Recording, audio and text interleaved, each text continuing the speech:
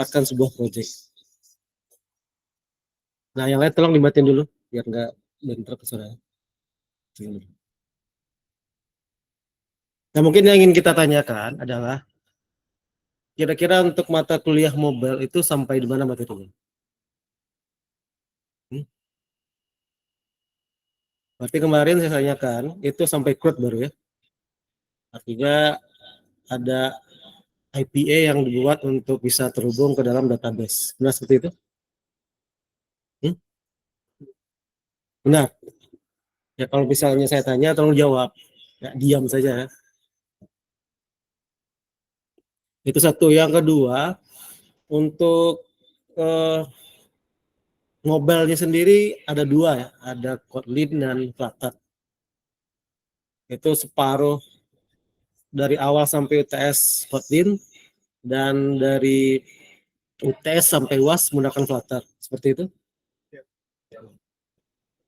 Nah, kira-kira seperti itu Pak Rizky. Jadi mahasiswa ini hanya mendapatkan separuh dari proses perkuliahan untuk Flutter. Kira-kira sebaiknya gimana untuk proses kuliahnya Pak Rizky? Oke, baik. Saya udah buatin survei observasi sama kuis ya Pak ya. Mungkin nanti kita bisa lihat hasil dari kuisnya sama observasinya. Mungkin nanti ada materi-materi mungkin yang sebelumnya mereka udah pelajari tapi mungkin belum dipahami dengan keseluruhan. Mungkin kita bisa ulas kembali. Sama mungkin materi-materi yang belum pernah dipelajari nanti kita lanjutkan begitu. Nanti bisa lihatnya di mana Pak? Saya sekarang kah? Boleh Pak, biar bisa diisi langsung.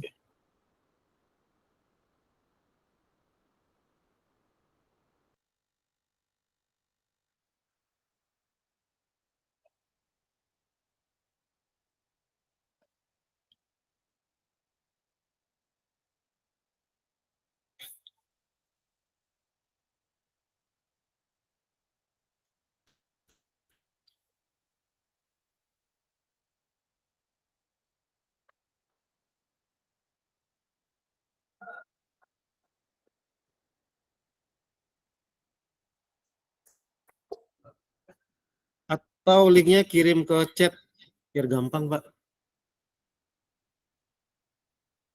Oke, baik.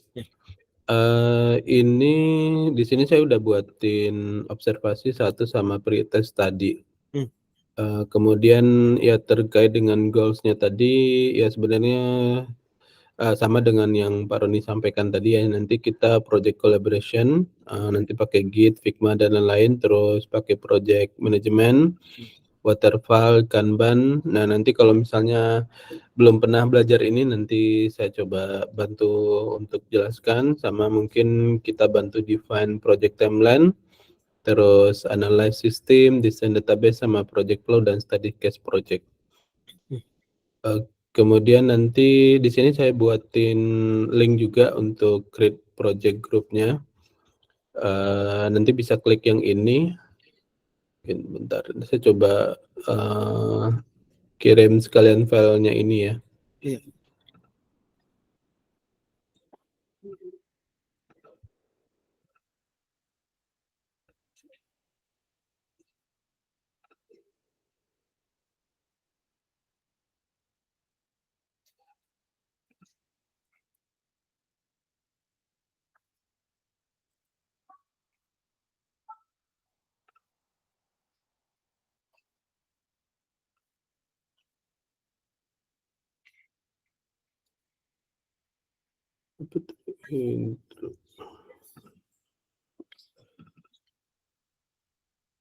Sambil menunggu, kira-kira tool apa saja yang dibutuhkan, Pak? Kalau untuk untuk Flutter-nya sendiri kita bisa install Android Studio atau Visual Code Studio. Nanti di sini ya Flutter.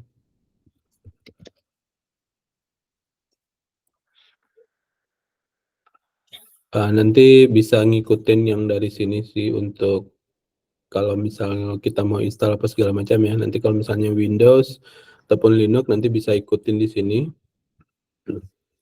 requirement-nya, download-nya. Ini ada git-nya juga yang perlu kita download. Kemudian dia di sini kalau mungkin RAM-nya kita kurang besar ya, mungkin masih 4 GB atau 6 GB begitu, mungkin bisa pakai Visual Code Studio. Dia ada Visual Code sama Android Studio yang bisa disupport. Cuman kalau Android Studio dia agak berat ya. Mungkin bisa pakai Visual Code Studio. Terus nanti bisa install SDK Flutter-nya. Ini di-download aja. Step by step-nya ada di dalam sini sih semuanya. Ini saya kirim ini ya. Project.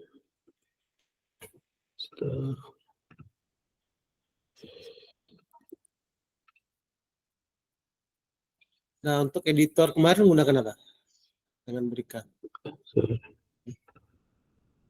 Apa?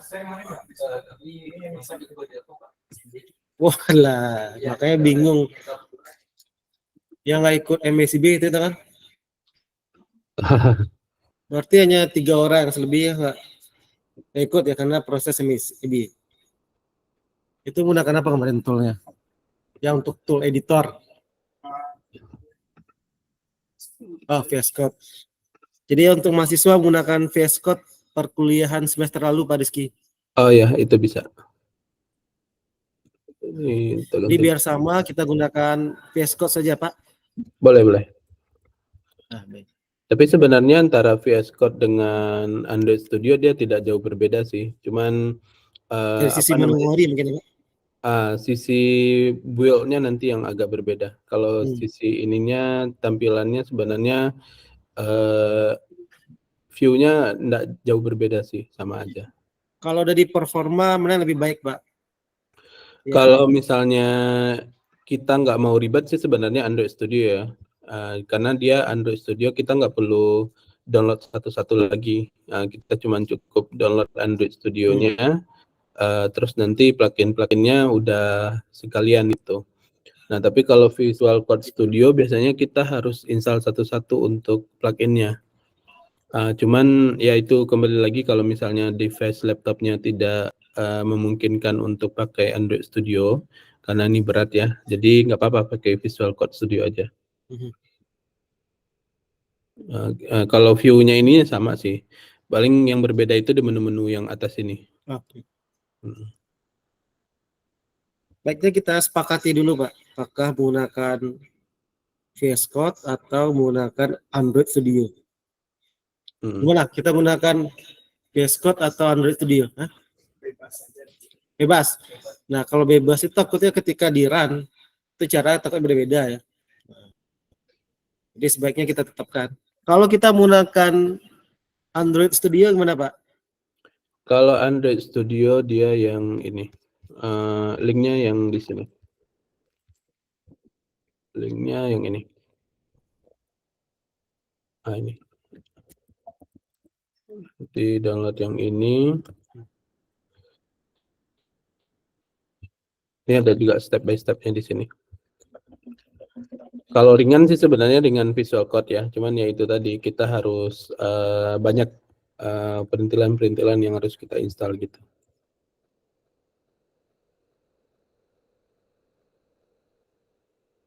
Ya lebih baik kita gunakan Android Studio ya Pak, biar gampang untuk proses instalasi. Iya, cuman kalau misalnya nggak bisa dipaksakan device-nya nggak apa-apa, Visual Code Studio aja. Jadi bebas ya, menggunakan VS Code boleh, menggunakan Android Studio juga boleh ya Pak? Iya, dia proses debugging ataupun error-nya dia nggak berbeda sih, sama aja. Nah, langkah berikutnya apa harus kita lakukan ya Pak? Oke, kalau ini udah download dan install, setelah itu nanti kita bisa yang perlu kita download itu ini ya, SDK Flutter-nya 1. Ini di download, ini agak besar sih 1 GB. Ini 1 GB. Terus setelah itu kita ke bagian setting. Di sini nanti kita cari plugin 2 buah ini. Dart sama Flutter-nya diinstal.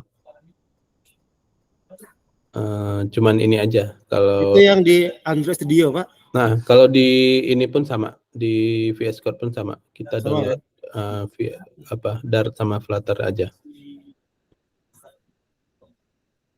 Oke.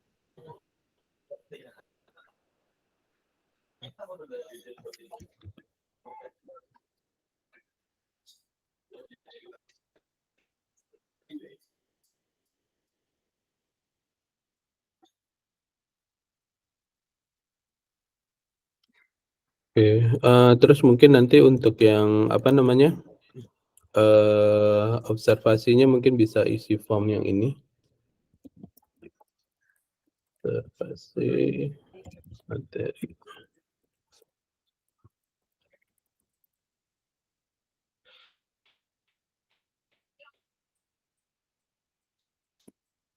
Baik, tangga berikutnya silakan isi observasi yang sudah dikirim di langsung.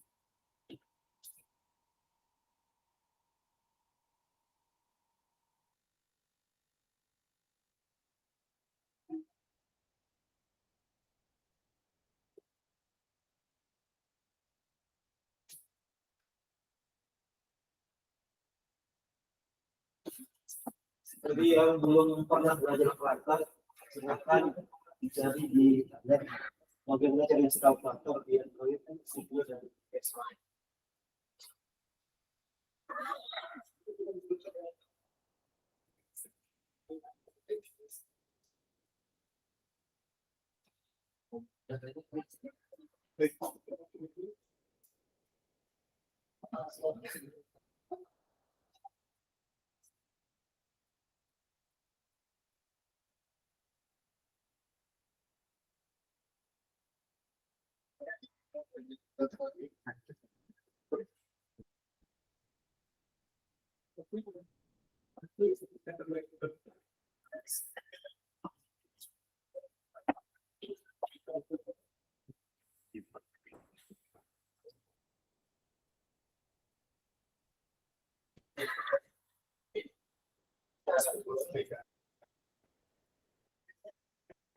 Sudah direkod, Pak?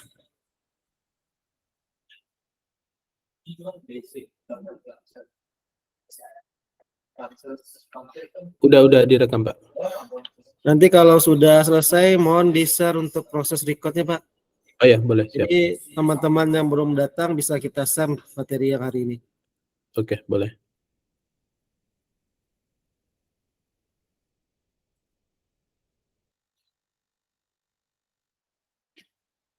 Jadi kemungkinan, jadi kelas TRPL tahun 3 itu kan ada 3 kelas, Pak. 3 ada 4 ya. Jadi mahasiswa TRPL banyak yang mengikuti BKM, sehingga untuk proses kelasnya itu digabung. Jadi bisa digabung A, B, atau C dengan D, sehingga kelasnya jadi 2. Nah, mungkin yang belum digabung itu kelas sekarang, sehingga yang datang masih sedikit ya.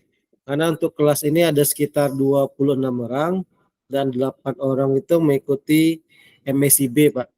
Sehingga sisanya ada sekitar berapa? 16 ya.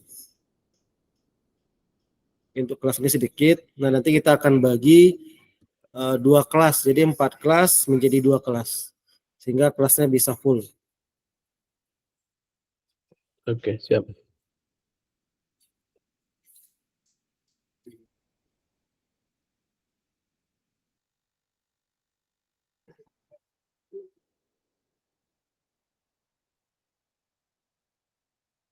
Ya, untuk yang di form observasi tadi nanti bisa diisi di sini ya, di nama, nomor BP, kemudian mungkin level dari pemahamannya. Kemudian di sini ada beberapa materi-materi basic dari Dart sama Flutter. Nah, mungkin bisa diingat kembali apa materi-materi yang pernah dipelajari begitu ya. Nanti kalau udah nanti tinggal di checklist aja. Terus ini juga materi yang levelnya udah intermediate begitu. Sorry.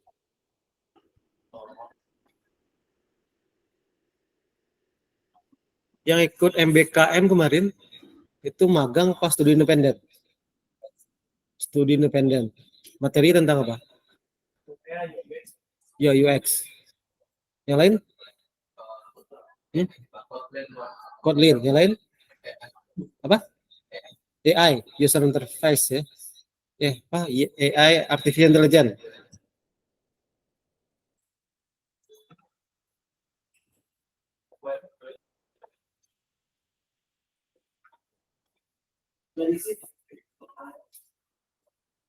Berapa yang sudah? Misalnya yang sudah diisi.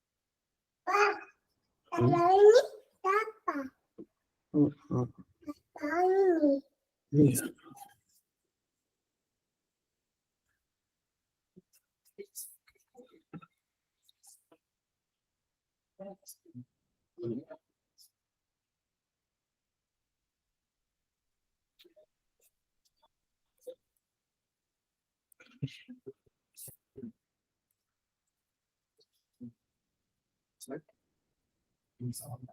Ini. Iya.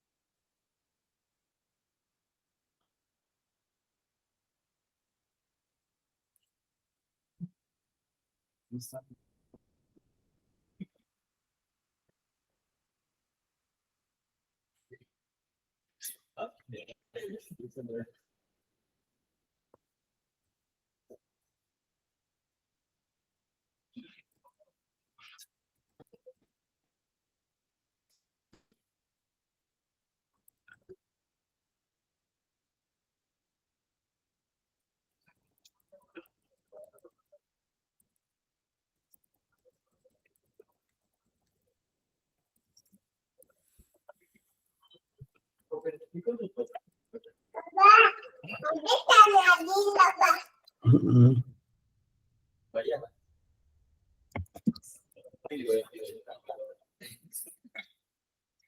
Sudah diisi semua? Yang lain sudah semua? Baik, kayaknya sudah diisi semua Pak Rizky. Ya. 7 orang ya? Ya, baru 7 orang yang hadir. Ya, oke, baik. Kalau lihat dari isi yang di sini, sepertinya yang paham, mungkin yang lebih banyak udah memahami Flutter Basic mungkin 1-2 orang sih, Pak. Kalau lebihnya di sini masih banyak yang mungkin bisa dibilang nggak semua ya, dari basic yang dipahami gitu. Iya, karena mahasiswa yang kelas ini Pak, ada beberapa yang ikut MBKM, di mana materi MBKM itu tidak ada hubungan dengan Flutter. Hmm. Dan si mahasiswa ketika ikut MBKM sehingga tidak mengikuti kuliah reguler, di mana kuliah reguler itu kan ada mata kuliah mobile, Pak. Salah satunya materinya Flutter. Nah, jadi kalau kondisi seperti itu, mau tidak mau kita harus ulang dari basic lagi, ya, Pak. Ya, boleh. Hmm. Oke, sama satu lagi kita coba kasih pretest ya, Pak ya. Oke, baik. Saya kirim sekarang aja ya. Boleh, Pak. Boleh ya. Oke.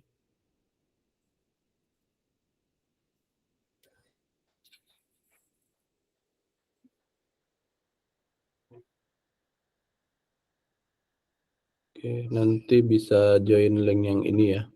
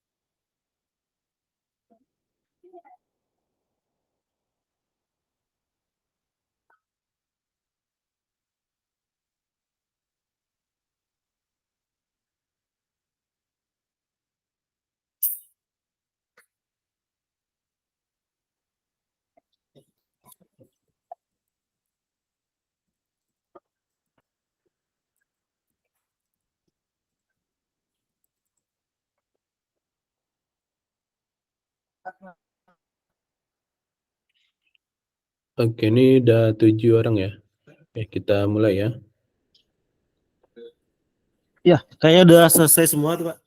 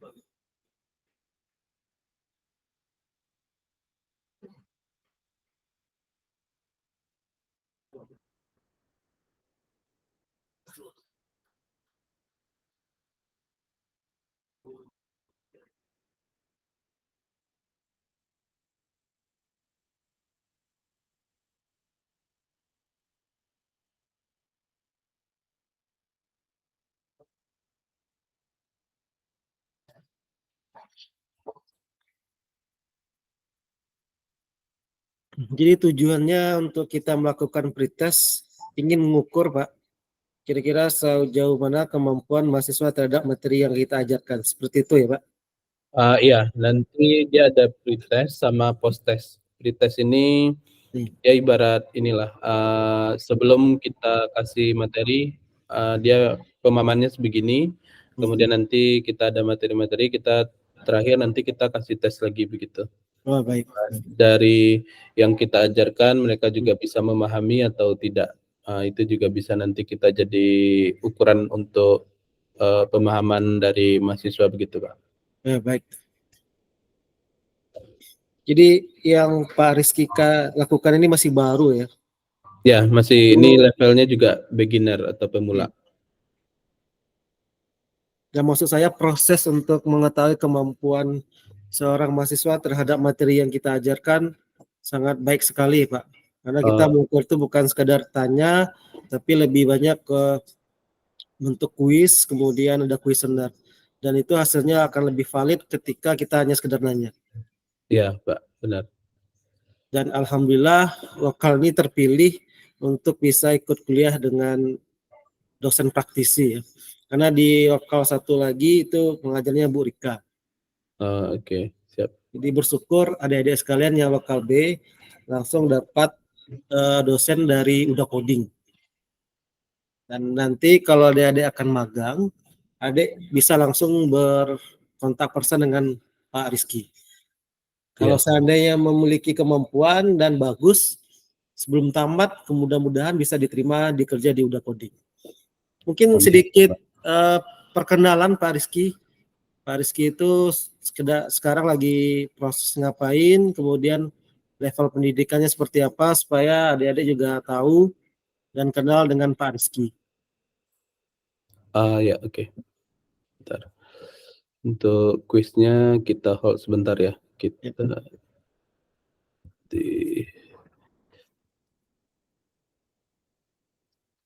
Oke.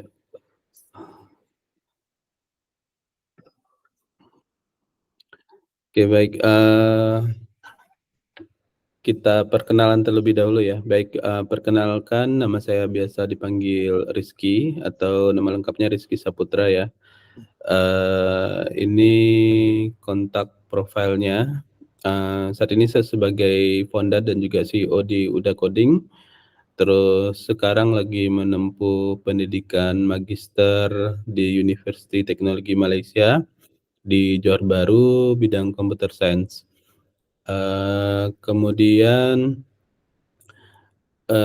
saya juga asli dari Lintau ya, Lintau Batu Sangkar. Kemudian pendidikannya itu kuliahnya juga di D3 Politeknik Negeri Padang angkatan 2010. Terus lulus di 2013 dan lanjutin di Institut Teknologi Bandung, alih kreditnya ataupun alih jenjang ya, selama 1 tahun dari 2013 akhir sampai 2014 Desember akhir. Kemudian sekarang baru lanjutin S2, jadi ada gap year lah dari lulus D4, kemudian bekerja, kemudian berkeluarga sampai sekarang baru lanjut S2 itu dengan jaraknya sekitar 9 tahun lah gitu. Kemudian ini pengalaman sama sekolah, kalau di kampus mungkin saya lebih banyak aktif di forum Forsipol ya, dari tingkat 1 sampai selesai gitu. Kemudian selain dari itu mungkin kegiatan-kegiatan lain di luar dari kampus. Setelah itu ini pengalaman selama kerja di 2013 sebenarnya saya udah mulai kerja sambil kuliah. Kemudian 2014 itu setelah lulus saya kerja di Jakarta, kemudian kerja di Bogor, terus juga kerja di Bali ya. Terus sekarang di Uda Coding. Tapi untuk di Uda Coding ini sebenarnya saya juga lebih banyak untuk bekerja dengan partner dari luar sih, dari Dubai, kemudian dari Malaysia, dari Singapura, dan dari Arab Saudi seperti itu. Kemudian ini beberapa pengalaman kerja ya, pengalaman kerja. Jadi dulu di zaman kuliah itu saya sempat ke Yogyakarta magang ya, kemudian kerja di Bandung, kemudian juga ada magang juga selama kuliah alih jenjang D4 itu di Kalimantan Utara, itu selama 6 bulan. Kemudian kerja di Jakarta dari 2015 sampai 2018, terus juga sembari kerja di Jakarta itu jadi guru ya, guru RPL di SMK IDN Boarding School dari 2015 sampai 2018 juga. Kemudian setelah itu saya juga bekerja di Sulawesi Tenggara, tapi ini remote sih, dari 2018 sampai bulan Februari sampai bulan Mei. Kemudian kerja di Bali, itu dari Mei 2018 sampai bulan Juli 2018. Ini bekerja dengan salah satu Google Developer Expert bagian Firebase, dan dia adalah orang Swedish atau Swedia yang bule yang ini. Cuman dia menikah dengan orang Indonesia, jadi dia menetap di Bali. Kemudian selain dari itu juga jadi team lead di Unity, company di Singapura, itu dari 2021 sampai 2022. Kemudian founder dari Uda Coding itu dari 2018 sampai sekarang. Kemudian selain dari itu, saat ini saya juga sebagai co-founder dan CTO di Codev Teknologi Malaysia, itu udah hampir 1 tahun ya. Kemudian saya sebagai project manager di Dubai, nama company Black and White Concept, itu dari Mei 2023 sampai sekarang, seperti itu. Dan background saya sebenarnya dulu teknik komputer itu jaringan ya, cuman ambil spesialis lah, maksudnya bidang-bidang programming itu banyak sih yang dipelajarin kayak web apa segala macam gitu, cuman yang lebih kayak more detail atau yang kayak saya ambil kayak spesialis itu di bidang mobile gitu, jadi lebih banyak backgroundnya di bidang mobile, mulai dari Kotlin, Java, kemudian Flutter, kemudian Swift gitu, jadi bidang-bidang mobile dipelajarin seperti itu. Kemudian ini kalau udah coding sebenarnya lebih kepada IT training center dan juga software development ya. Kalau training kita kemana-mana sih, pernah ke Atambua, NTT, ke Timur Leste seperti itu, terus juga ke Kalimantan, ke Sulawesi seperti itu, dan untuk yang sekarang kita lebih banyak ke software development gitu. Jadi untuk software development ini, saat ini kita bekerja dengan 2 company di Malaysia, itu ada namanya Silent Mode dengan Slope, dan itu kita lebih banyak kayak proses hiring, recruitment itu dari Uda Coding, tapi nanti secara proses pekerjaan itu dengan Malaysia begitu, dan kita ada office di Batam, di mana itu kita punya 2 lantai ya, lantai 2 dengan lantai 3, tapi dia lantai satunya kosong. Jadi kita sebenarnya gedungnya 3 lantai, cuman kita ngambil 2 lantai, dan di lantai 3 itu khusus untuk yang bekerja dengan Silent Mode begitu. Dan saat ini yang di Silent Mode itu dia ada 11 orang ya, dan tahun kemarin sebenarnya ada dari Poli itu ada diterima sekitar berapa ya, 3 atau 4 orang lah.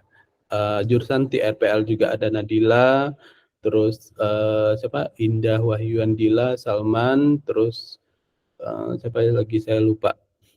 Itu juga bekerja dengan Silent Mode sebelumnya yang komedi Malaysia. Jadi mereka biasanya sekali 2 bulan atau sekali 3 bulan itu Malaysia, kemudian Batam, Malaysia, Batam gitu. Terus ya rata-rata sekarang model konsep dari company yang kita hiring itu mungkin istilahnya partnership pekerjaan ya, karena untuk memenuhi demand yang tinggi di luar negeri terkait dengan programmer, tapi mereka kayak profesional IT-nya masih nyari-nyari lah, masih agak susah untuk nyari orang yang kompeten gitu. Jadi sejauh ini kita bekerja sama dengan 2 company itu, 2 company di Malaysia itu sama 1 lagi yang di Dubai. Nah, jadi biasanya kita nyari orang yang punya skill, nanti Uda Coding yang akan proses hiring, kemudian tes, interview apa segala macam ya. Kalau misalnya mereka cocok dan sesuai, nanti biasanya kita akan offer ke company dari luar gitu. Nah, cuman yang menjadi masalah yang terbesar dari semua selain dari skill adalah komunikasi. Jadi perlu juga mungkin adik-adik yang sekarang belajar ya, perlu juga belajar tentang skill speaking English, kemudian belajar tentang ya berbagai macam bahasa lah yang mungkin kita bisa pelajarin gitu. Jadi kalau kita di Uda Coding sebenarnya bahasa itu cukup penting ya, karena itu akan berpengaruh terhadap perpanjangnya karir, terutama kalau misalnya kita targetnya pengen kerja di luar negeri gitu. Nah, kita ada salah satu lah, dulu siswa saya di Bogor, waktu saya ngajar di SMK, kemudian dia waktu itu tidak sampai selesai kuliah sekolahnya, tapi dia udah coding itu dari 2018 sampai sekarang. Cuman dia ada skill di bidang bahasa Inggris, dia bisa speaking, bisa untuk communication lah dalam bahasa Inggris, kemudian juga bisa bahasa Arab gitu ya. Dan juga dia bisa beberapa bahasa yang mungkin Jepang sama Korea dia juga bisa, cuman mungkin enggak terlalu lancar gitu. Cuman yang menjadi dia bisa panjang karirnya adalah komunikasinya yang cukup bagus seperti itu. Ya mungkin itu yang selain dari skill yang programming segala macam yang mungkin teman-teman pelajarin selama masa kuliah, ya skill dari komunikasi itu juga perlu dipelajari.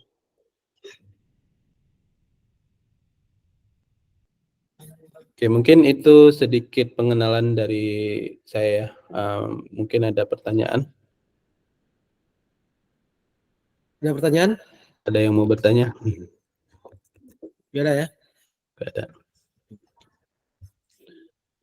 Oke. Kalau tidak mungkin kita lanjutin yang tadi ya. Yang tadi mana dia ya? Oke.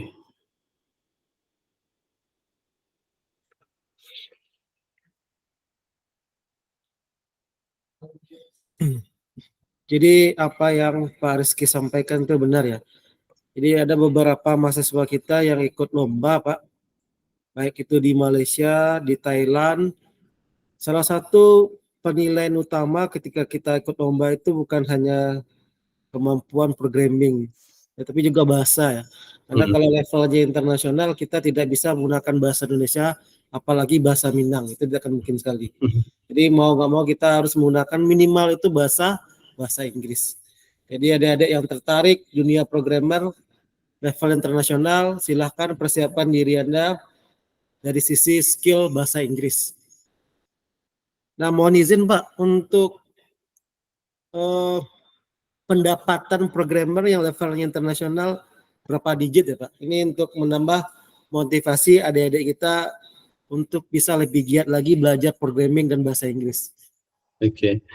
Kalau untuk yang basic pemula lah ya, pemula ataupun junior itu kalau yang di Malaysia kemarin itu dia bisa di angka 7 sampai 8 juta. Itu untuk yang mereka di awal ya. Tapi kalau mereka udah ada pengalaman 2 tahun atau 3 tahun, itu rata-rata udah di atas 10 juta sih. Biasanya 10 juta. Kalau yang di Dubai biasanya agak lebih tinggi, cuman yang di Dubai dia juga agak nyarinya di atas 3 tahun, pengalaman 3 tahun sampai 5 tahun gitu. Jadi lebih selektif ya Pak? Lebih selektif gitu, dan biasanya mereka juga terkait dengan skill mereka biasanya nggak ada masalah sih. Yang masalah itu komunikasi, dan kebanyakan teman-teman itu kayak diam ya. Ya mungkin kalau misalnya disuruh ini dia bisa kerjain, bisa ini kerjain, cuman komunikasi dua arahnya kurang gitu. Kayak misalnya udah selesai udah, cuman kan kayak kita di level atas ataupun kayak lead ataupun manajer kan pengen tahu progresnya sampai mana, bagaimana. Jadi kalau misalnya tidak ada komunikasi ataupun ketika mereka pengerjaan terus mereka agak lama ngerjainnya kenapa, nah itu kebanyakan mereka kayak mungkin mereka nyari, cuman mereka nggak ngasih tahu, oh saya lagi stuck di sini, saya problem di sini gitu. Jadi itu sih yang kebanyakan saat ini permasalahannya. Iya. Jadi artinya ada 3 hal yang bisa kita simpulkan ya. Pertama, skill komunikasi kita itu. Jangan sampai ketika kita diskusi, kemudian tanya jawab hanya bisa diam ya. Nah, kalau bisa sampaikan mungkin problem, kendala yang kita hadapi, sehingga ketika kita berproject itu bisa kita atasi secara bersama-sama. Nah, jadi dengan hal ini adik-adik sudah minimal punya pengalaman lah seperti apa sih dunia kerja ketika adik-adik akan masuk di situ. Dan alhamdulillah ya. Jadi mohon maaf kalau untuk pendidikan atau misalnya intensif di Uda Coding itu mahal. Mahal. Jadi Ya kalau sekarang kita seleksinya juga tinggi sih Pak. Nah, Kayak itu kita buka magang itu setiap batch itu 100 orang yang daftar, 100 lebih lah. Nah, yang itu kan diterima. yang diterima paling kita cuman terima 10, 12 gitu. Dan yang sekarang kita terima cuman 5 orang. Jadi kita ada punya standar lah, karena kan magang itu kita sekarang udah batch 13, 14 ya. Jadi dari kita udah belajar banyak dari batch-batch yang sebelumnya. Jadi kayak sebelumnya itu kita lebih kayak kasihan nih mahasiswa dia perlu belajar gini-gini, jadi kita terima. Nah cuman setelah kita terima yang lebih kasihan kita. Maksudnya Iya, iya, mereka Bu. nggak bisa kita arahkan. Jadi mereka memang kayak di awal itu sering bilang saya mau belajar Pak, saya mau belajar gitu. Nah cuman di proses perjalanannya itu kebanyakan mereka kalau udah stuck ya udahlah gitu. Jadi saya mau ngapain lagi. Jadi kayak udah pasrah dengan dirinya sendiri.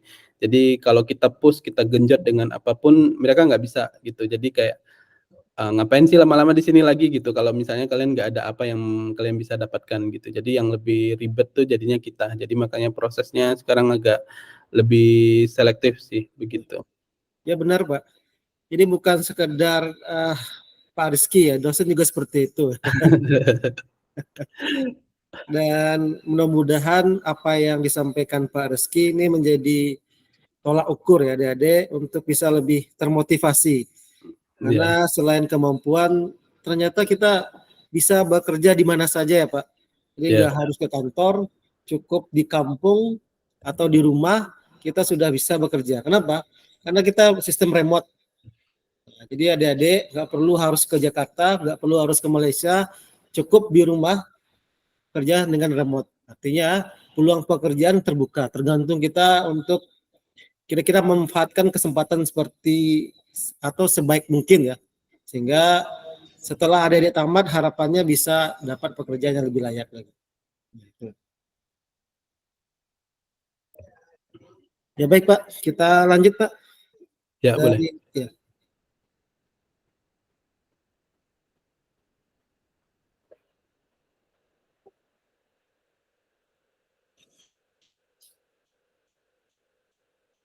Untuk pertanyaannya ada 7 ya Pak? Dia ada 30. Oh ada Ini 30. yang 7 ini siswa yang join. Oh yang join. Terus yang berwarna itu artinya jawabannya benar gitu Pak? Yang berwarna yang mana ya? Nah maksudnya tadi kan ada yang redup kemudian lama-lama jadi warna gitu. Oh, itu kalau dia redup dia belum jawab. Tapi kalau dia berwarna berarti dia udah jawab. Ah, Kayak ini yang betul 3 orang, yang salah 4 gitu. oke.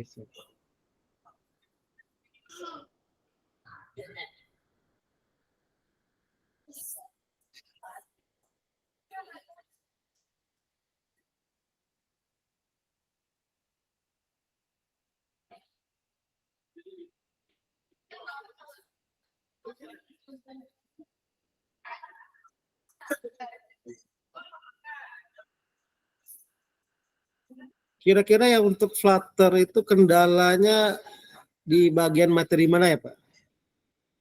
Biasanya yang udah berhubungan dengan database gitu, Pak. Kalau yang basic-basic biasanya mahasiswa bisa belajar sendiri.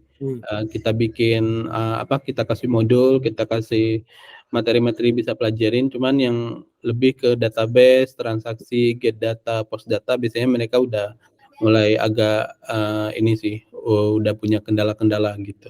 Iya, iya. Nah kalau yang sisi backhand, nah kan nanti kita kan terhubung ke database ya Pak. Ya, Nah kita gunakan backhandnya itu PHP atau yang lain Pak bisa pemrogramannya? sebenarnya sama aja sih, bisa build dengan Node.js, PHP, karena kan untuk web service sekarang itu lebih banyak pakainya JSON ya. Yang penting format dari responnya adalah JSON. Jadi dia tidak harus pakai PHP apa segala macam, enggak. Tapi biasanya kalau udah di company yang levelnya besar dan projectnya skalanya besar itu rata-rata pakainya Node.js. Kalau untuk yang skala kecil sampai sedang itu banyak pakai PHP, pakai Laravel juga gitu. Nah kalau untuk perkuliahan kita sendiri menggunakan apa Pak? Mungkin kalau basic-basic sekarang mungkin kita bisa build pakai PHP ataupun Laravel bisa. Ya, baik. Yang penting kita ngebangun basic pondasi dari mereka paham alurnya. Oh iya. Biasanya kalau mereka udah paham alurnya, kita explore dengan apapun, biasanya mereka bisa survive lah, begitu. Iya, benar.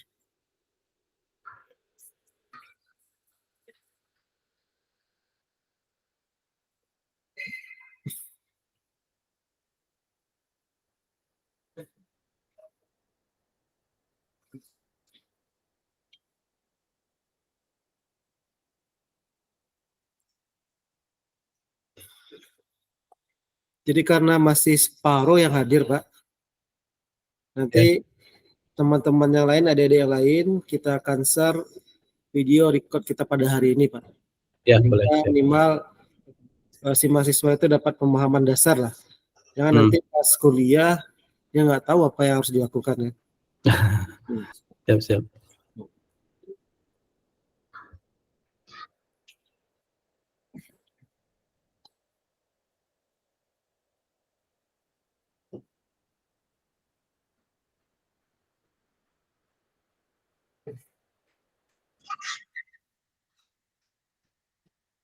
Nah, kira-kira untuk materi Flutter-nya tingkatannya ada berapa tuh, Pak?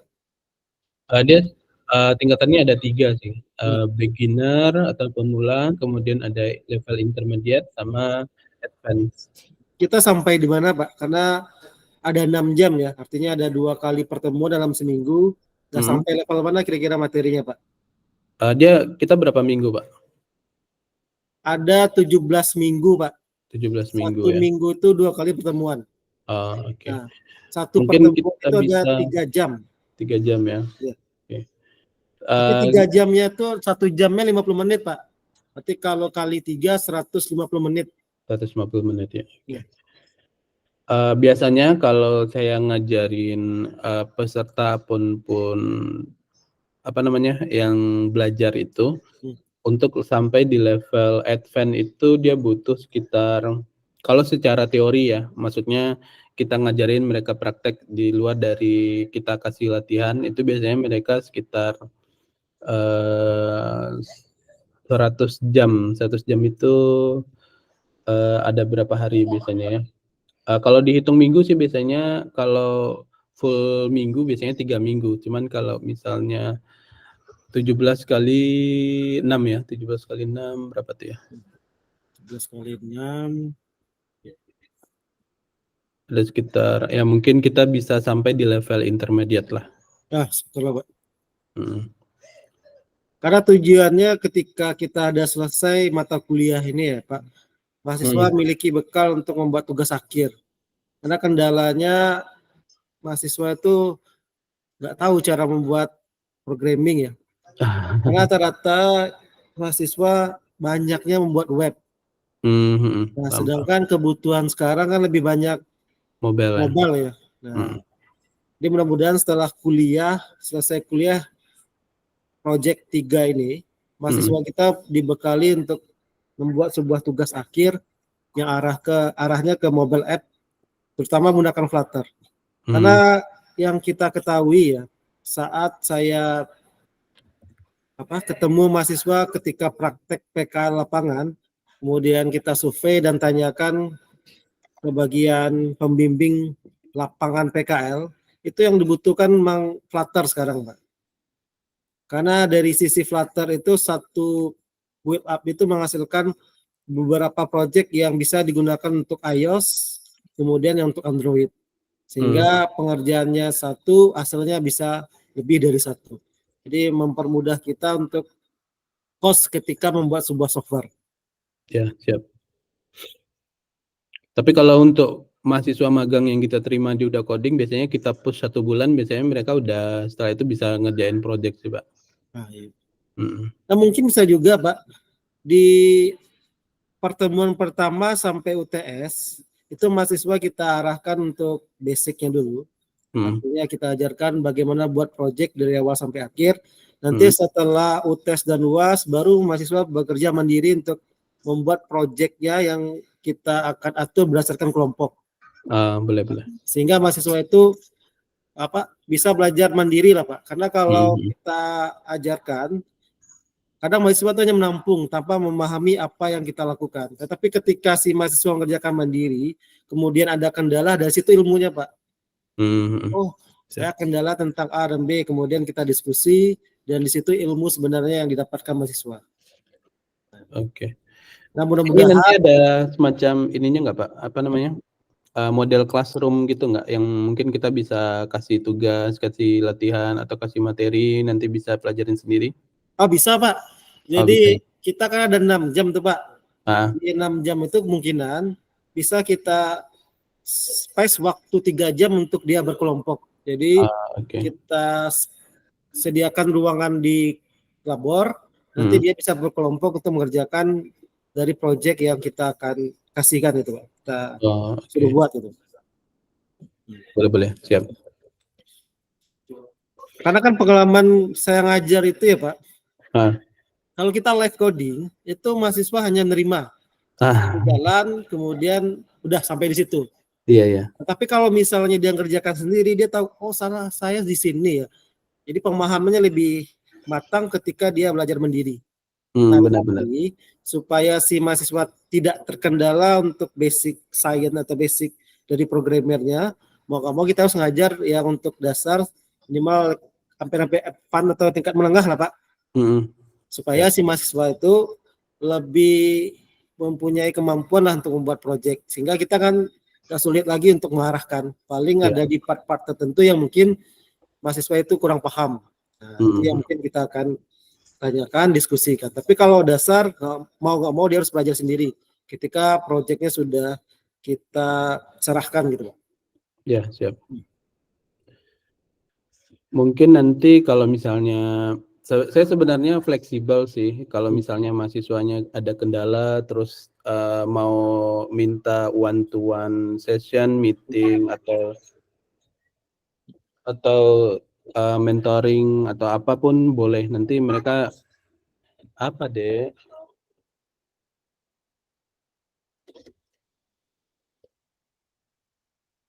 Ya itu bagus tuh, Pak. Jadi kalau mahasiswa terkendala, jadi nggak harus belajar di kampus, bisa langsung japri ke Pak Rizky atau share ke WA group juga bisa. Nah, adik-adik juga bisa belajar tanpa harus di kampus ya. Ya, nah cuman jangan malu-malu lah untuk ya, jangan malu untuk jadi dosen kita ini dari alumni PNP juga, dari TI. Jadi jangan malu-malu untuk diskusi atau bertanya.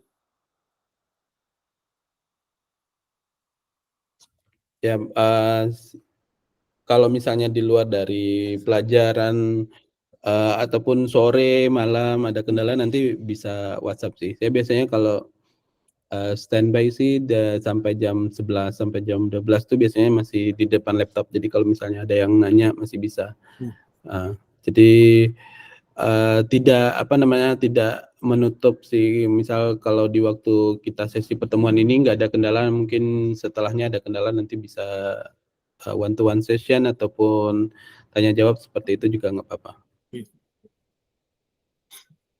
Kendalanya mungkin saya rasa ya, Pak, ketika mahasiswa membuat proyek. Nah, di saat proyek dibuat, mungkin akan banyak diskusi yang kita dapatkan dari mahasiswa tuh, mungkin masalah-masalah ketika dia buat proyek. Kalau di awal-awal saya rasa nggak ada. Pertama di live session, apa yang kita ajarkan itu kan full dari si pengajar, pengampu ya. Kalau buat proyek itu full dari si mahasiswa. Jadi gimana dia buat proyek itu mau nggak mau harus diulang dari awal. Nah, di situ ilmunya sebenarnya, Pak. Ya, benar.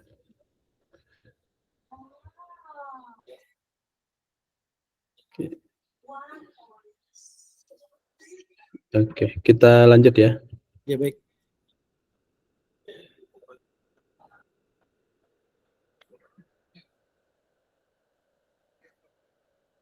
Nah, kalau kita lihat di lokal ini kan sedikit nih, Pak. Sebenarnya dengan sedikit ini, apa yang kita sampaikan itu lebih maksimal dibandingkan kalau lokalnya full. Ya, benar. Nah, jadi gampang untuk mengontrol, gampang untuk menyampaikan materi. Nah, mudah-mudahan lokalnya cuma segini aja ya seterusnya. Jadi kalau misalnya ada yang masuk, ya terima lagi. Jadi tolong pastikan pertemuan selanjutnya wajib hadir. Dan bagi yang mahasiswa itu alfanya lebih dari 56 jam sudah dipastikan dia tidak lulus. Dan kita syaratnya lumayan ketat, masuk setengah 8 ya setengah 8. Artinya lewat dari setengah 8 maksimal limit telatnya 15 menit silakan keluar.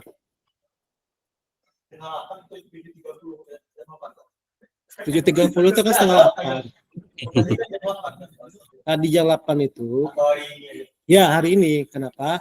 Tadi ada beberapa kendala yang saya hadapi di ruangan, di jurusan, makanya saya masukkan jam 8. Tapi jadwal kita kan setengah 8. Jadi masuknya setengah 8. 7.30. Ini semester berapa Pak semua yang sekarang? Semester 6 ya. Oh, semester 6. Ada semester 6 ya.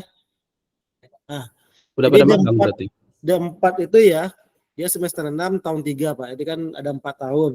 Sekitar 1 tahun lagi untuk mengerjakan tugas akhir. Oh. Nah, ini kesempatan besar buat adik-adik untuk bisa kira-kira menggambarkan atau memperkirakan apa sih tugas akhir yang mau dibuat. Bisa juga diskusi dengan Pak Rizky. Gratis. Oke. Sebenarnya saya mengikuti program SI juga dan semester mungkin nggak apa-apa masuk ke kelas reguler. Apa? Karena saya masuk MSIB semester sekarang. Ikut MSIB? Tapi saya mau ikut kelas reguler nggak apa-apa. Ya boleh silakan. Soalnya cuma materi dia kasih Pak. Jadi seri pembelajaran jadi kita belajar sendiri cuma Zoom sekali seminggu. Jadi banyak dalamnya besok jadi masuk. Oh. Mungkin itu ya kelemahan MSIB. Pertama itu dari sisi materi. Bisa jadi materinya itu dalam bentuk dokumentasi ya, silakan dipelajari. Kemudian waktu live sessionnya cuma sekali dalam seminggu. Sedangkan kalau yang reguler kita kan dari Senin sampai Sabtu malahan. Ini banyak kekurangan ya kalau saya lihat MSIB ini. Pertama dari materi, yang kedua isi dari materinya itu banyak ulangan. Nah, jadi ada yang ikut MSIB, ketika dicek ada web dasar, ada JavaScript, yang itu ketika dia ikut si mahasiswa itu sudah dipelajari semester lalu, kan rugi. Dari sisi nilai terbantu mahasiswa, tapi yang dicari kan bukan nilai, ada skill kan.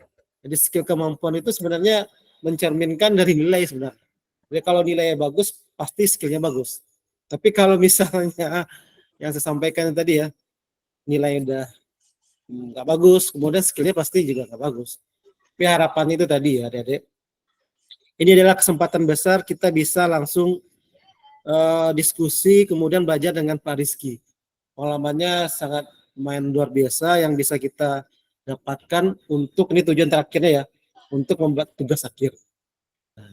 Kenapa? Karena kalau kita menggunakan aplikasi web mobile, itu kemungkinan besar 80% pasti diterima. Jadi misal ada yang ngusulin web, ada yang ngusulin mobile, diutamakan mobile. Kenapa? Karena dari sisi mobile itu pengerjaannya lebih rumit dibandingkan dari web. Kalau mobile, adik-adik minimal itu ada 2 bahasa pemrograman yang harus dikuasai. Nah, yang dari sisi front end misalnya itu harus menggunakan Flutter, sisi back end bisa menggunakan misalnya PHP atau menggunakan Node.js ya, itu terserah nantinya. Tapi minimal harus 2. Beda yang dengan web. Kalau web cukup 1 saja, bisa menggunakan framework Laravel cukup, fokus ke Laravel. Nah, sehingga pertama kemungkinan diterimanya tinggi, yang kedua nilai juga lebih diutamakan lebih tinggi dibandingkan web. Misal konten web itu ada 5 misalnya kan, 5. Kemudian konten mobile juga ada 5 atau 4 malahan. Itu lebih tinggi nilainya mobile dibandingkan web. Rata-rata seperti itu yang sepengalaman saya lihat. Jadi harapannya ya untuk kelas ini adik-adik menggunakan Flutter semua untuk tugas akhir. Ya seperti itu Pak. Siap. Ya. Oke. Kita lanjut ya. Ya lanjut Pak.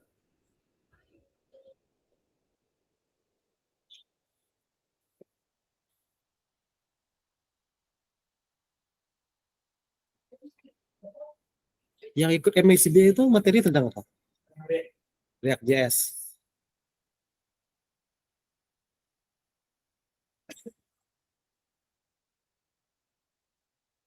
Jadi dalam seminggu cuman sekali lab sessionnya. Berapa jam? 2 jam. Terus banyak belajar mandiri. Luar biasa. Cuman informasi saya dapat, kalau ikut MSIB itu ada uang saku ya?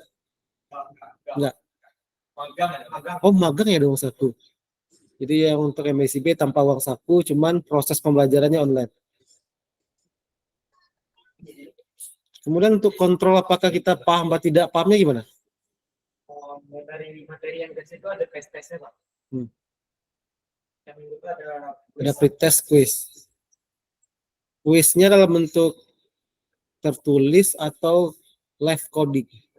Ada quiz yang cuma yang objektif, Pak. Terus ada untuk project ada Mana lebih banyak yang objektif atau project yang untuk live coding?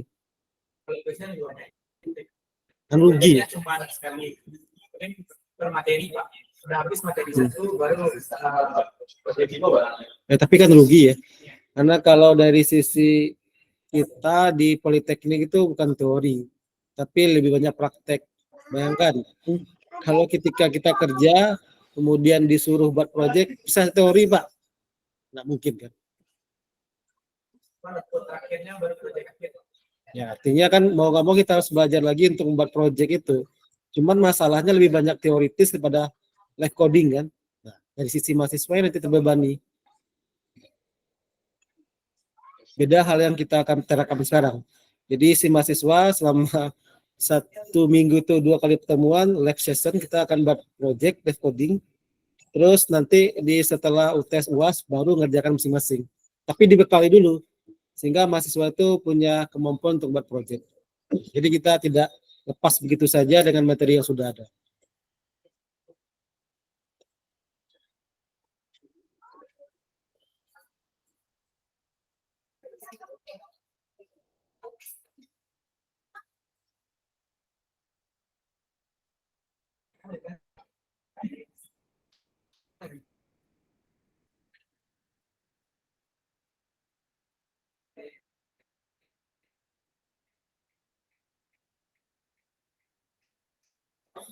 Jadi mohon disampaikan ke teman lain tidak hadir ya pada hari ini untuk kuliah kita. Itu bisa jadi untuk jadwal kita berubah. Karena ada beberapa mata kuliah yang tidak masuk pada kelas. Artinya di kelas itu seharusnya tidak ada mata kuliah tersebut, ternyata termasukkan. Jadi nggak mau harus dijenet ulang untuk kelas yang baru. Jadi jadwal kita akan ganti kemungkinan besar.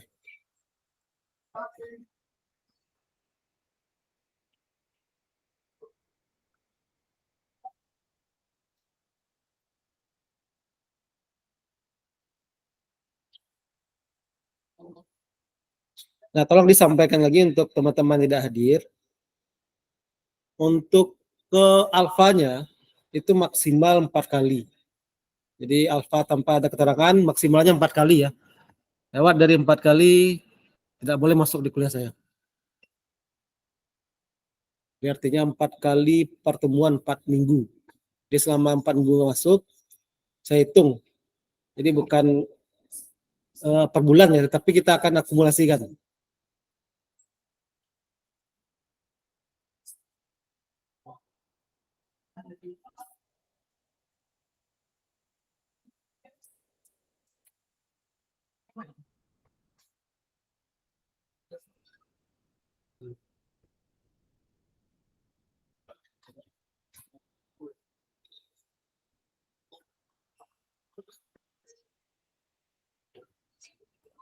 Baik, kenapa peraturannya ketat? Karena kalau seminggu saja tidak masuk, adik-adik akan susah untuk mengikuti materi itu.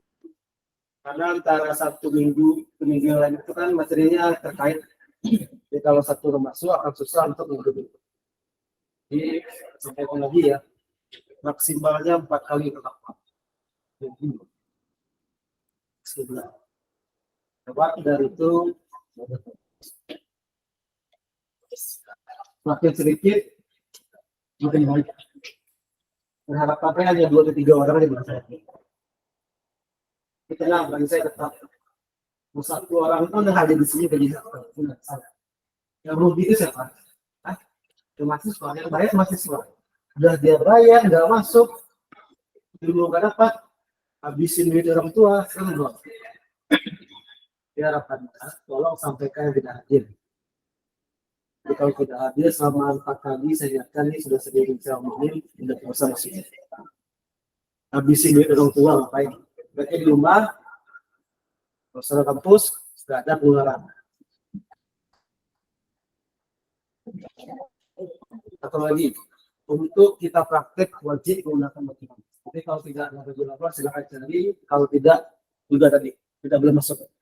Itu guna baju labor. Jadi baju labor itu bukan digantung di rumah, tapi kita gunakan saat kita belajar di rumah. Nah, itu guna terakhir. Ada, silakan pakai kalau ada.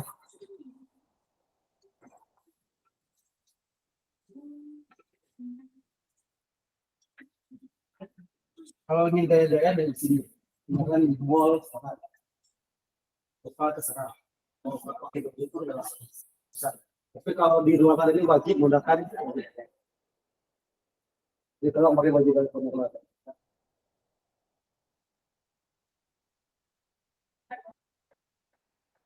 Ada baju labornya kan?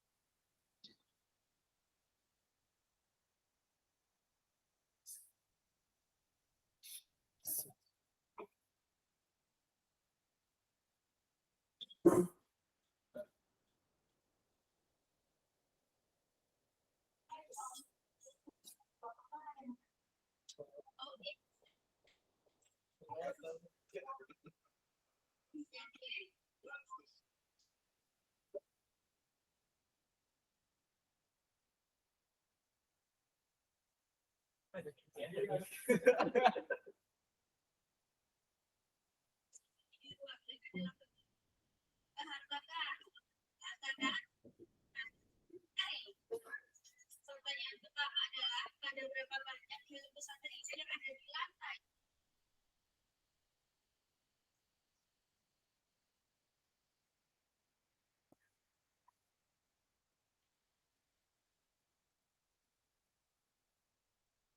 Agak berapa yang ada di bagian begini? Kita harus cari dulu.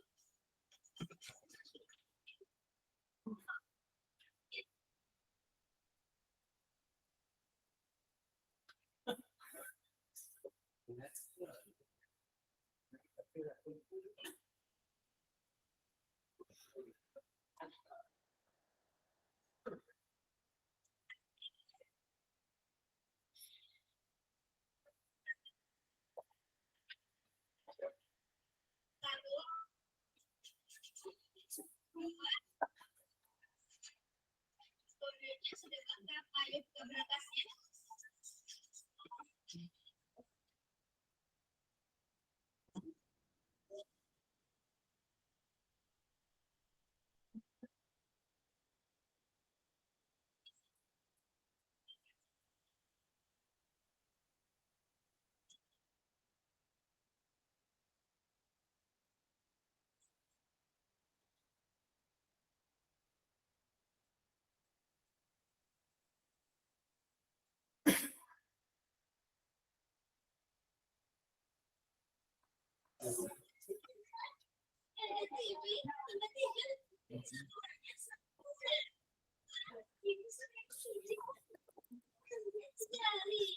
Sumbernya tuh taruh di sini.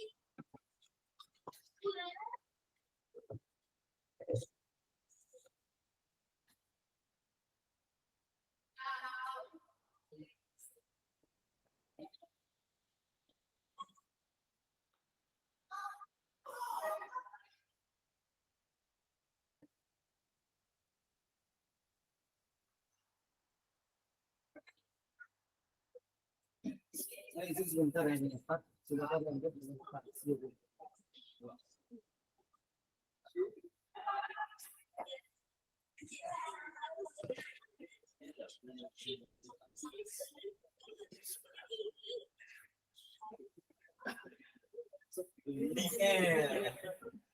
Server bor.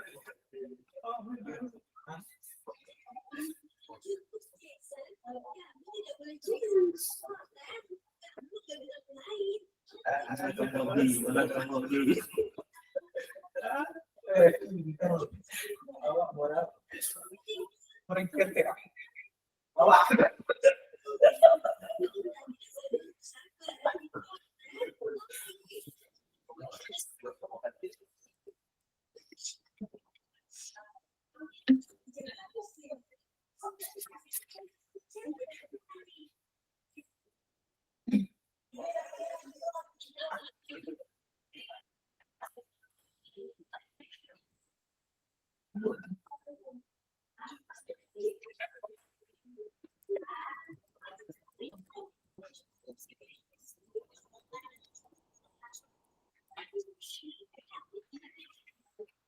Oke, baik.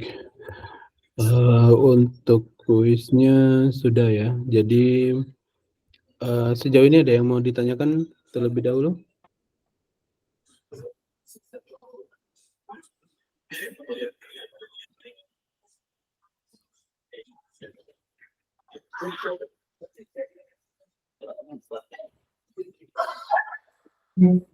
Oke, baik. Untuk ini kalau tidak ada yang ditanyakan berarti kita bisa lihat di sini ya, dari hasil tes kemudian juga hasil dari observasi. Jadi kebanyakan dari teman-teman di sini masih baru di Flutter ya, mungkin belum semuanya yang bisa dipahami dengan baik gitu. Jadi mungkin kedepannya kita akan coba review dari awal kembali materi-materinya, dan mungkin juga untuk kita bisa lebih percepat proses pembelajarannya. Mungkin nanti dari Uda Coding sih ada beberapa materi-materi yang udah kita susun, baik berupa modul ataupun berupa video course. Nah, mungkin nanti kita bisa share ke teman-teman untuk bisa pelajarin sendiri. Nah, setelah itu nanti kalau misalnya ada kendala nanti bisa kontak langsung ya. Jadi nanti bisa belajar sendiri, mandiri untuk yang basic-basicnya ini gitu. Dan nanti untuk proses yang lebih ke intermediate-nya nanti kita lebih guide dari awal seperti itu. Jadi kalau dari Uda Coding sendiri kita sebenarnya ada beberapa silabus yang kita punya ya. Bentar saya coba.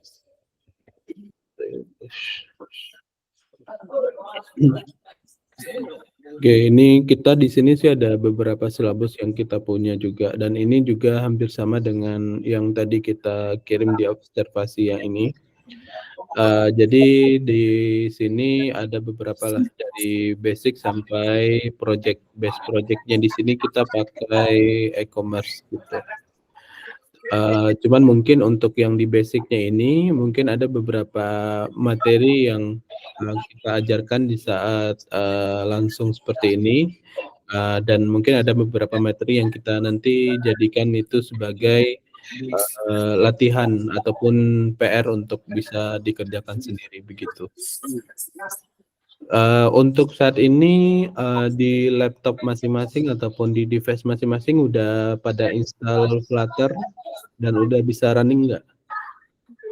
Ada kendala untuk proses instalasi?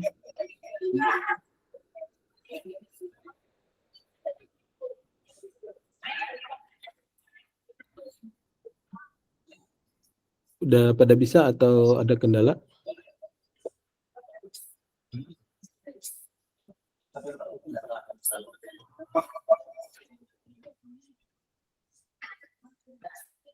Oh, nggak ada, Pak. Nggak ada ya? Oke. Baik.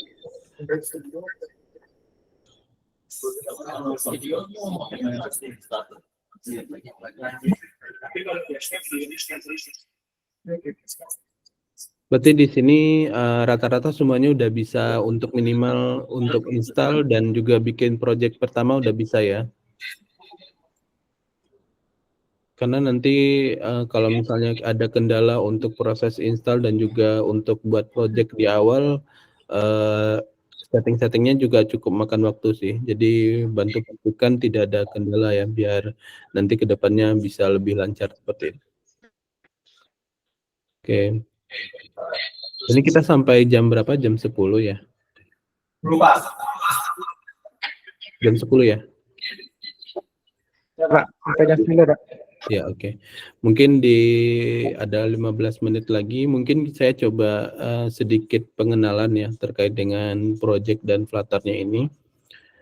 Bentar saya share screen.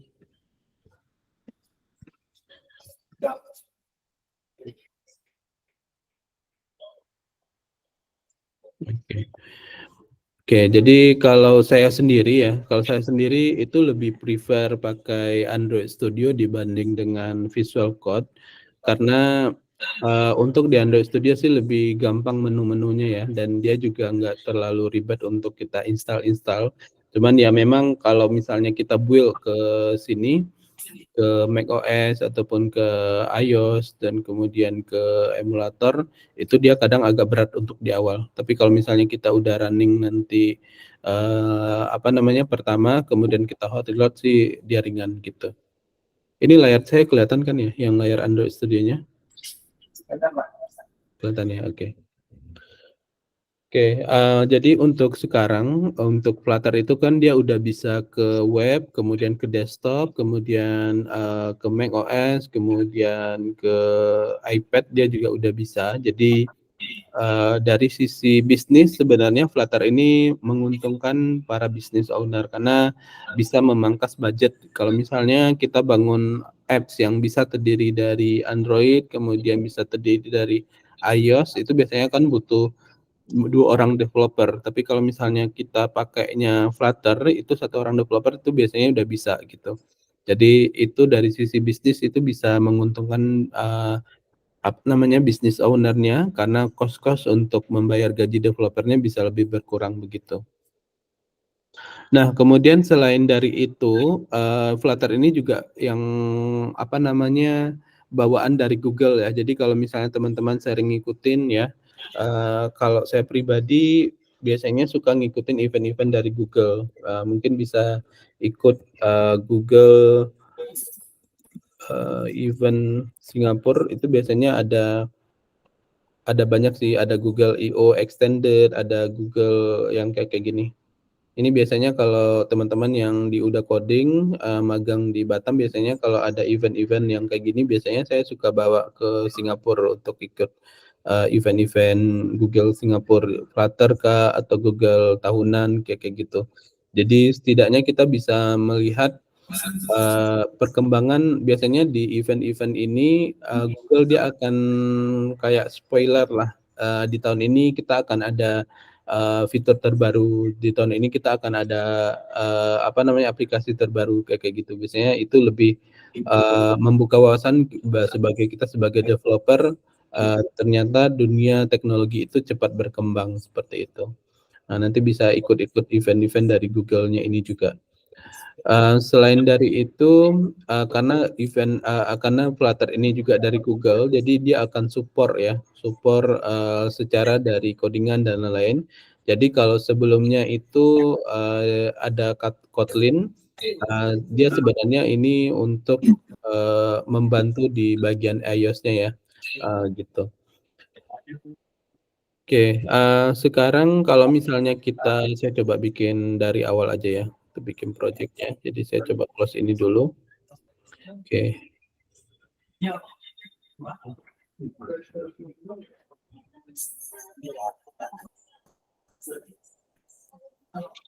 Oke, di sini kalau Android Studio saya pakai Android Studio terbaru ya, yang Hedgehog ya, yang 2023 1.1 patch 2.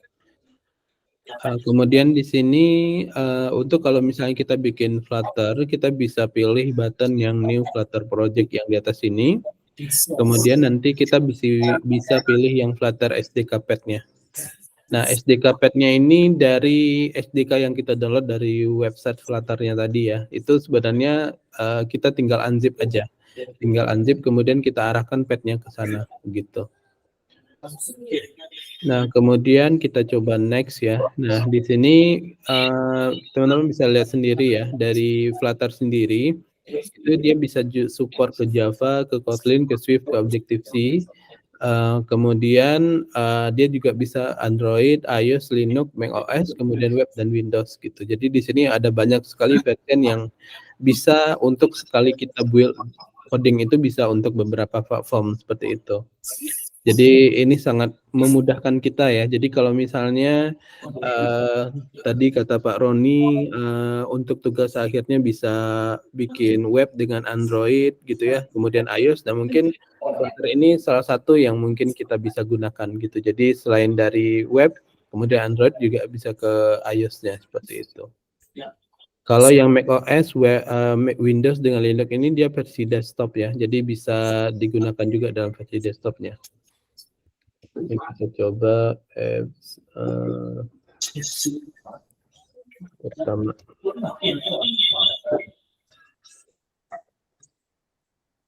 Nah, ini kalau project location ini tinggal kita tentukan ya, projectnya nanti tersimpan di mana.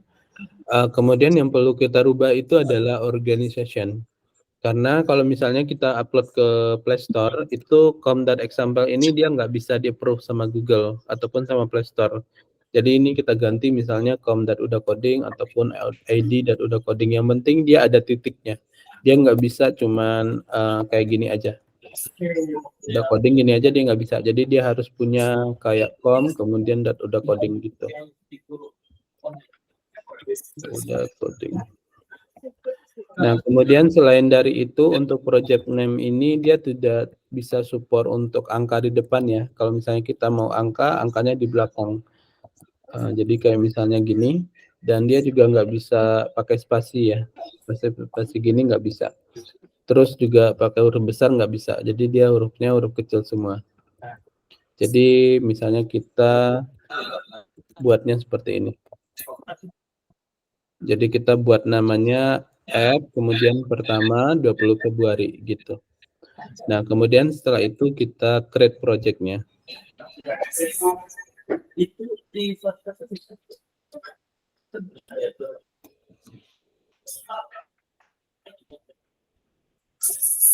Oke, setelah itu kita bisa lihat di sini ya.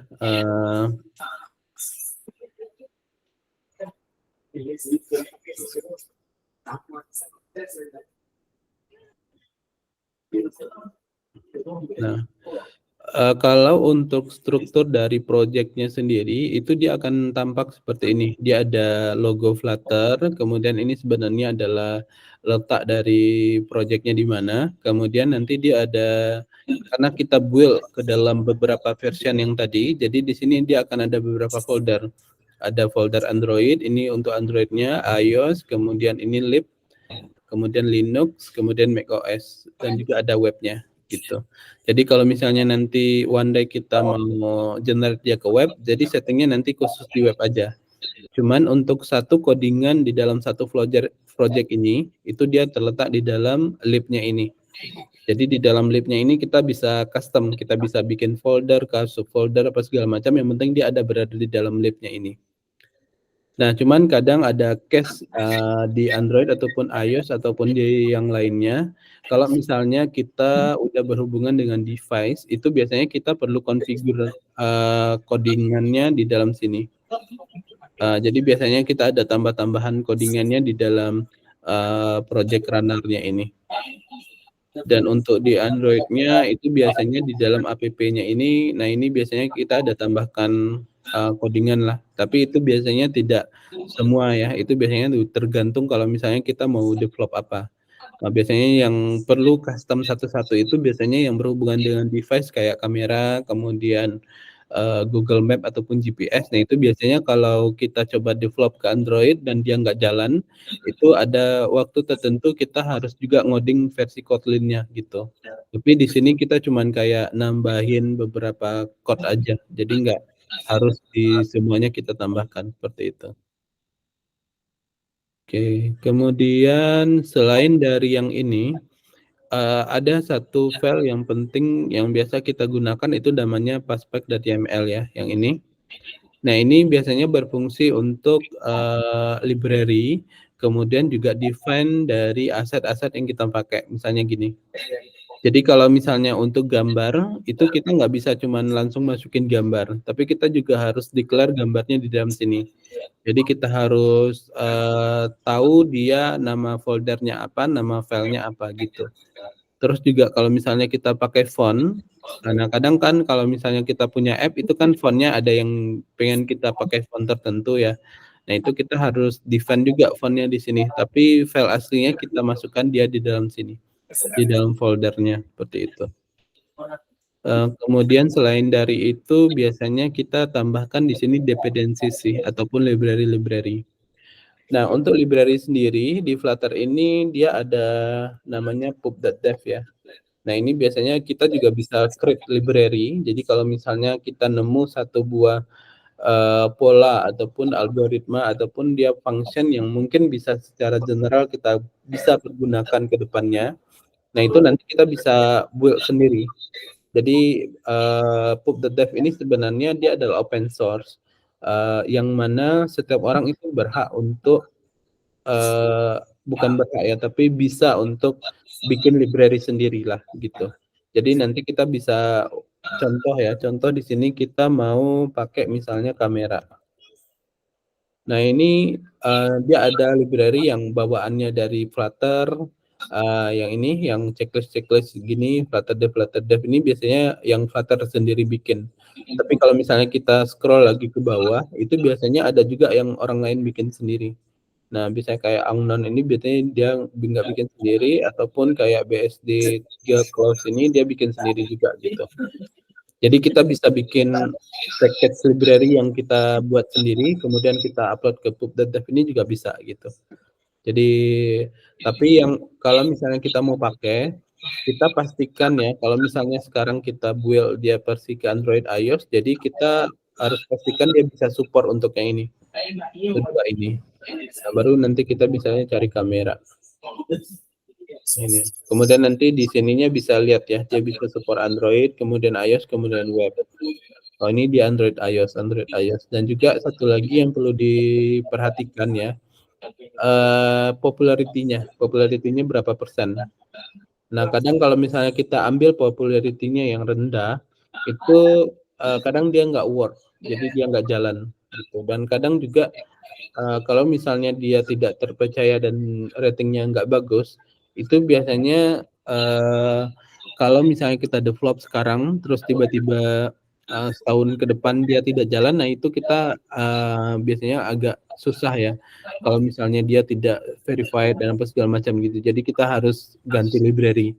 Tapi kalau misalnya dia library-nya udah di verified, kemudian dia juga bisa update, nah itu tinggal kita update library-nya saja tanpa kita ganti seperti itu. Oke. Oke, ini secara default dia ada di file main.dar ya. Nah, kalau misalnya kita mau running, kita bisa running di device, misalnya kita mau coba ke Chrome ya. Nah, ini yang agak ringan sebenarnya ke Chrome ya. Kalau yang lain itu dia biasanya agak berat. Nah, ini kita coba running. Bisa diselesaikan.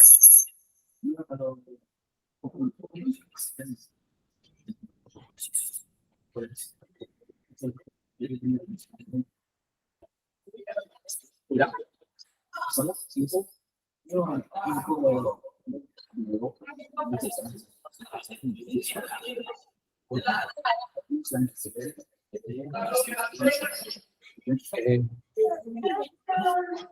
Apa lagi? Ini dulu lagi aja. Videonya. Oke, ini kalau kita running dia akan tampilannya seperti ini ya. Flutter demo homepage. Nah, ini secara default dari projectnya. Yang tadi kita create, kemudian kita running, dia tampilannya akan seperti ini. Ini dalam versi webnya. Kalau kita mau bikin dia versi mobile, kira-kira seperti ini. Nanti kita bisa running ke emulator Android kita ataupun ke dalam HP-nya langsung gitu. Nah, kemudian kalau misalnya kita mau rubah, itu dia ada di sini ya. Ini kan default ya. Nah, terus kalau misalnya di dalam file main.dar-nya ini kita bisa lihat ya.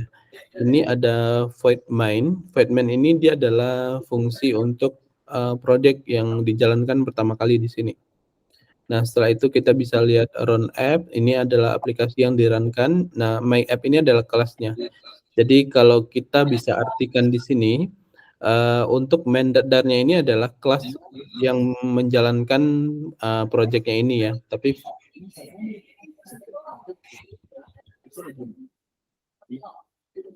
ya.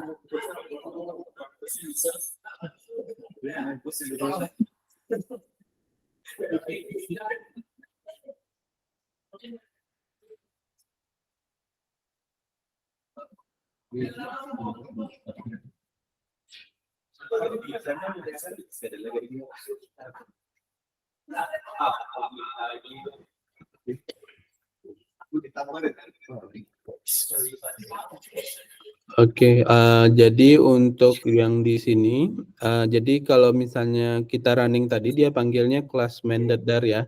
Kemudian fungsi utamanya itu ada di void main-nya ini. Kemudian kelas yang dijalankan pertama kali ketika kita panggil main.dar-nya ini adalah kelas my app ya. Jadi kalau misalnya nanti kita rubah nama kelasnya ini menjadi my home, nah nanti di sini juga berubah menjadi my home gitu. Nah, kemudian di atas ini kita bisa lihat ya, di sini ada tulisan Flutter demo. Nah, ini kita bisa ganti di dalamnya sini, yang title-nya ini. Ini misalnya kita ganti menjadi project Flutter. Seperti itu. Nah, ini kalau misalnya kita rubah ini, kalau di apa namanya? Di Flutter ini kita cuma klik ataupun kita bisa hot reload ya. Salah satu fungsi hot reload di sini ini adalah untuk restart ya. Jadi dia nggak perlu nge-build lagi dari awal, tapi dia cuma memperbaiki dari sini aja. Jadi kayak nge-refresh. Dan di sini kita bisa cobain dengan cara Ctrl Save ya atau Ctrl S gitu aja. Ini nanti dia akan berubah. Di atasnya di sini langsung berubah. Jadi dia nggak kelihatan untuk reload-nya ya. Terus untuk yang di sini Flutter demo homepage-nya ini yang bagian atas ini. Ini project pertama. Ini kita save tanpa kita running lagi, dia langsung berubah di sini begitu. Oke. Oke, sampai di sini ada yang mau ditanyakan kah?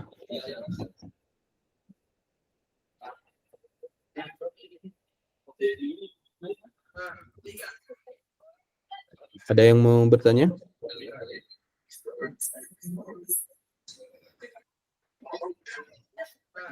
Sudah bisa ya? Baik, kalau tidak ada pertanyaan, mungkin karena udah jam 10 juga ya, mungkin kita cukupkan untuk pertemuan di pagi hari ini.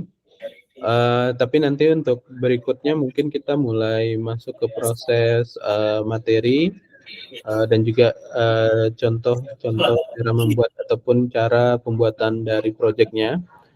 Jadi nanti bantu pastikan teman-teman udah bisa untuk running project, minimal bisa running kayak yang tadi ini dulu.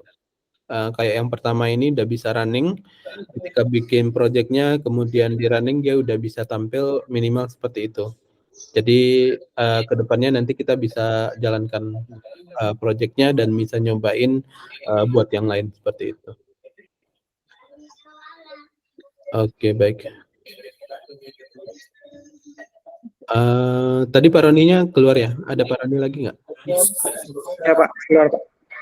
Kenapa? Lagi keluar tadi Pak. Oh, lagi keluar ya, oke.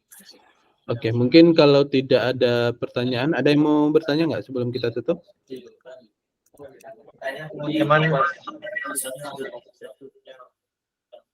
Tidak ada sepertinya Pak. Saat ini tidak ada Pak. Tidak ada ya, oke, baik. Baik, kalau tidak ada mungkin itu saja untuk pertemuan di pagi hari ini. Terima kasih banyak. Assalamualaikum warahmatullahi wabarakatuh. Waalaikumsalam. Terima kasih Pak. Ya, sama-sama. Terima kasih Pak. 15 sebenarnya.